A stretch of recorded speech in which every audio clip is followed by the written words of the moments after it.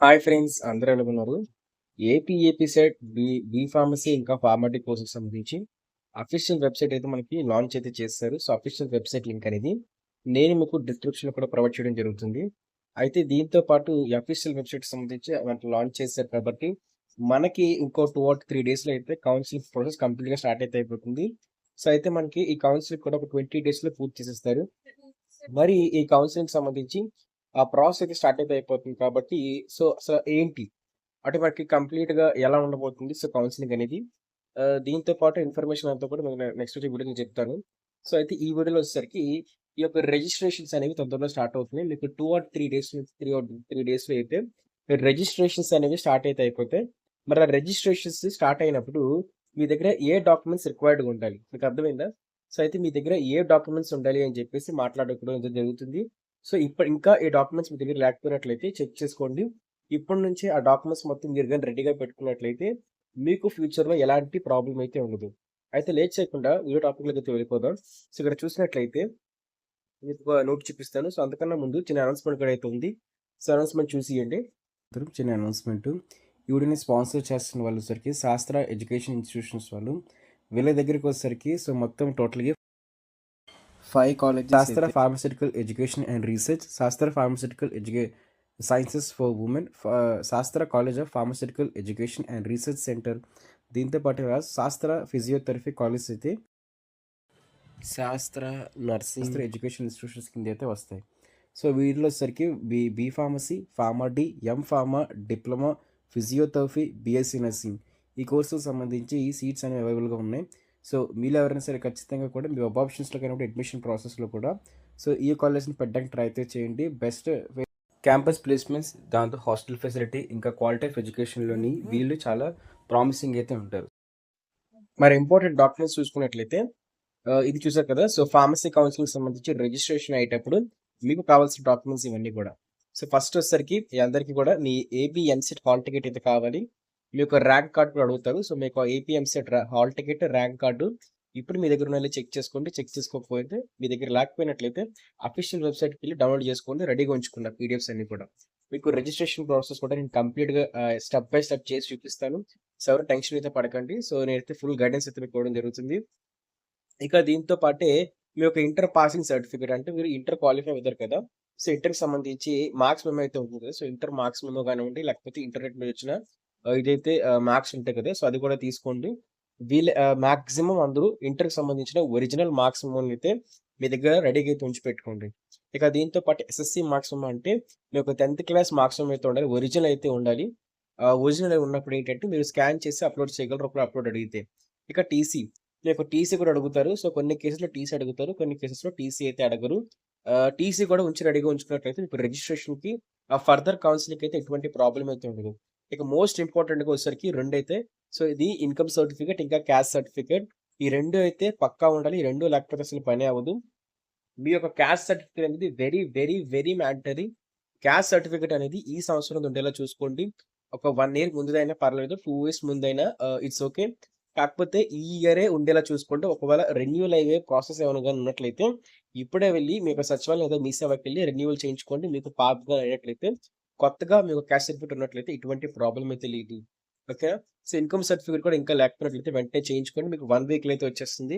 లేని వాళ్ళైతే చేయించుకోండి. ఉన్నవాళ్ళైతే పర్వాలేదు. లేని వాళ్ళు రేషన్ కార్డ్‌లో ఉన్నా సరే మేనేజ్ చేసేయొచ్చు.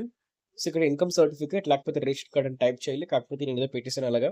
సో, ఇన్‌కమ్ సర్టిఫికేట్ అన్నా పర్లేదు. రేషన్ కార్డ్ అన్నా పర్లేదు. కొన్ని కేసెస్‌లో రేషన్ కార్డ్ తీసుకోరు. యాక్సెప్ట్ చెయ్యరు. సో, అలాంటప్పుడు అందులోనే ఎలక్షన్స్ అయ్యాయి కదా! సో, ఏంటంటే మాక్సిమం అందరూ కూడా ఇన్‌కమ్ సర్టిఫికేట్ ఉండేలా చూసుకోండి. సో, ఇన్‌కమ్ సర్టిఫికేట్ లేకపోతే ఇప్పుడే అప్లై చేసుకోండి. నేను మీకెలా అప్లై చేసుకోవాలో చెప్తాను. సో, ఒకవేళ మీరు స్పెషల్ కేటగిరీకి చెందిన వాళ్ళైతే pH, NCC, cap, sports certificates అయితే కావాలి. సో, మీకు సంబంధించిన మీరు ఒకవేళ ఫిజికల్లీ హ్యాండిక్యాప్డ్ అయితే ఫిజికల్లీ హ్యాండిక్యాప్ సర్టిఫికేట్స్. ఒకవేళ మీరు ఎన్‌సీసీ స్టూడెంట్స్ అయితే ఎన్‌సీసీకి సంబంధించిన సర్టిఫికేట్స్ అయితే కావాలి. ఇంకా క్యాప్ ఏదైతే చిల్డ్రన్ ఆఫ్ ఆర్మర్డ్ కదా! So, police force. సో, వాటికి సంబంధించిన సర్టిఫికేట్స్ మీరు ఒక స్పోర్ట్స్ ఆంగ్లో ఇండియన్ గాని లేకపోతే ఏమైనా ఉన్నట్లయితే వాటికి సంబంధించిన ఒరిజినల్ సర్టిఫికేట్స్ అయితే కావాలి. మీకు కౌన్సెలింగ్ అప్పుడు అవి డాక్యుమెంట్స్ అయితే అడుగుతారు. సో, వీళ్ళకి స్పెషల్ కౌన్సెలింగ్ అయితే ఉంటుంది. సో, ఆ కౌన్సెలింగ్ కూడా ఎక్కడ అటెండ్ అవ్వాలి. మాక్సిమం ఏంటంటే ఎవరైతే స్పెషల్ కేటగరీ కౌన్సెలింగ్ ఉంటుందో వాళ్ళకి సెపరేట్‌గా ప్రాసెస్ ఉంటుంది. అది మీకు నెక్స్ట్ వీడియోలో ఎక్స్‌ప్లెయిన్ చేస్తాను. సో, మొత్తం గైడ్ చేస్తాను. సో, ఎవరికీ టెన్షన్ పడాల్సిన అవసరం అయితే లేదు. వాళ్ళకి మాక్సిమం ఆఫ్‌లైన్ కౌన్సెలింగ్ అయితే ఉంటుంది. సో, వాళ్ళకి ఎలా కౌన్సెలింగ్ చేయించుకోవాలి, ఎక్కడ అటెండ్ అవ్వాలి, సో, ఏం పట్టుకొని వెళ్ళాలి, అంతా కూడా నేను నెక్స్ట్ వీడియోస్‌లో ఎక్స్‌ప్లెయిన్ చేస్తాను. సో, ఎవరు టెన్షన్ అయితే పడకండి. ఇక దీంతో పాటు మీ ఆధార్ కార్డ్ అయితే కావాలి. మీ ఆధార్ కార్డ్ ఎలాంటి కరెక్షన్స్ కూడా లేకుండా అంటే మిస్టేక్స్ లేకుండా చూసుకోండి. కరెక్షన్స్ ఉన్నట్లయితే వెంటనే చేయించుకోండి. ఎందుకంటే ఆధార్, 10థ్ అనేది ఈక్వాలెంట్‌గా అయితే ఉండాలి. సో, ఎందుకంటే మీ ఐడెంటిటీ ప్రూఫ్‌లోని మాక్సిమం 10థ్ క్లాస్ మెమో తర్వాత మీ ఆధార్ కార్డే చూస్తారు. మీ అడ్రెస్ ప్రూఫ్ కానివ్వండి, అంతా కూడా మీ ఆధార్ కార్డ్‌లోనే ఉంటుంది కాబట్టి ఇప్పటికి మీ ఆధార్ కార్డ్‌లో ఏమైనా కరెక్షన్స్ ఉన్నా, ఆ ఆధార్ కార్డ్‌కి మొబైల్ నంబర్ లింక్ లేకపోయినా వెంటనే వెళ్లి చేయించుకోవడానికి ట్రై అయితే చేయండి. ఇక ఎవరైనా సరే టీఎస్ వాళ్ళు ఏపీకొచ్చి చదువుకున్నట్టయితే, లేకపోతే ఇతర స్టేట్ నుంచి మీరు ఏపీ, ఈఏపీ సెట్ రాసి బీ ఫార్మసీ కౌన్సిలింగ్ గారు ఏపీలో సెటిల్ అవుదాం అనుకున్నట్లయితే, అంటే ఏపీలో చదువుదాం అనుకున్నట్లయితే, అప్పుడు మీరు రెసిడెన్స్ సర్టిఫికేట్ కూడా చేయించాలి. మీ దగ్గరలో ఉన్న ఎంఆర్ ఆఫీస్‌కెళ్ళి ఈ యొక్క రెసిడెన్స్ సర్టిఫికేట్‌ని మీరు అప్లై చేసుకోవచ్చు. మీ సేవలకెళ్ళినా సరే వాళ్ళైతే మీకు ఇవ్వడం జరుగుతుంది. ఇక స్టడీ సర్టిఫికేట్ అయితే కావాలి. సిక్స్త్ క్లాస్ నుంచి ఇంటర్మీడియేట్ సెకండ్ ఇయర్ వరకు కూడా స్టడీ సర్టిఫికేట్స్ కావాలి. సిక్స్త్ నుంచి 10థ్ ఒక సెట్‌లా కావాలి. ఇంటర్మీడియేట్‌లో కూడా స్టడీ సర్టిఫికేట్స్ అయితే కావాలి. సో, మీరు మీ యొక్క మార్క్స్ మెమోని చూపిస్తే సరిపోదు. మీ స్టడీ సర్టిఫికేట్స్ కూడా కాలేజ్ వారు కౌన్సెలింగ్‌లో అడుగుతారు. రిజిస్ట్రేషన్ అప్పుడు కూడా అడుగుతారు. ఇంకా ఈడబ్ల్యూఎస్ సర్టిఫికేట్ అయితే కావాలి. సో, ఈడబ్ల్యూఎస్ సర్టిఫికేట్ అనేది ఇంపార్టెంట్ థింగ్. సో, ఇదొచ్చేసరికి మధ్యలోని ఏంటంటే చాలామంది ఏంటంటే 2023, 2 అయితే ఇస్తూ ఉంటారు. సో, మీరు 2024, 25కి సంబంధించిన ఈడబ్ల్యూఎస్ ఎకనామికల్లీ వీకర్ సెక్షన్స్ ఓసీలో ఉంటారు కదా! వాళ్ళు ఏంటంటే ఈ 24, 25కి సంబంధించి ఈడబ్ల్యూఎస్ సర్టిఫికేట్ అయితే కావాలి. లేకపోయినట్లయితే వెంటనే వెళ్లి అప్లై చేసుకోండి. ఓసీ వాళ్ళకైతే మాత్రం చాలా ఇంపార్టెంట్ ఇది. ఎందుకన్నట్లయితే మీరు ఈడబ్ల్యూఎస్ కేటగిరీలో మీ యొక్క సీట్‌ని సంపాదించాలనుకున్నట్లయితే, ఈ యొక్క ఈడబ్ల్యూఎస్ సర్టిఫికేట్ పర్టిక్యులర్ ఈ ఇయర్ సంబంధించింది అవసరమైతే అడుగుతుంది. మీరు పాత ఇయర్ సంబంధించి క్యాస్ట్ సర్టిఫికేట్ ఏదైతే బీసీ, ఎస్సీ, ఎస్టీ వాళ్ళకి క్యాస్ట్ సర్టిఫికేట్ లాగా ఒక 2, 3 ఇయర్స్ ముందు ఇస్తారంటే వాళ్ళు యాక్సెప్ట్ చేయరు.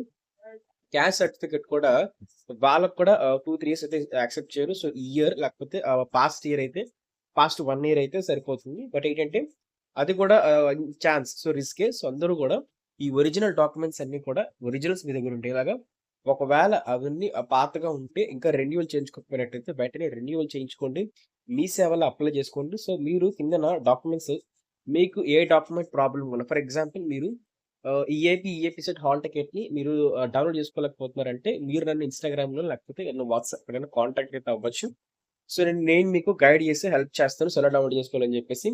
దీంతో పాటే మీకు రెసిడెన్స్ సర్టిఫికేట్ ఎలా అప్లై చేసుకోవాలి, క్యాస్ట్ సర్టిఫికేట్ ఎలా అప్లై చేసుకోవాలి డౌట్‌గా ఉన్నట్లయితే మీరు నన్ను కాంటాక్ట్ అయినట్లయితే నేను మీకు గైడ్ చేస్తే వీలైతే అప్‌కమింగ్ వీడియోస్ కూడా చేస్తాను. సో, ఈ సర్టిఫికేట్స్ అన్ని మీరు ఎలా రెన్యువల్ చేయించుకొని ఇంట్లో కూర్చొని మీరే రెన్యువల్ ఎలా చేయించుకోవాలని చెప్పేసి క్లియర్‌గా చెప్పడం జరుగుతుంది.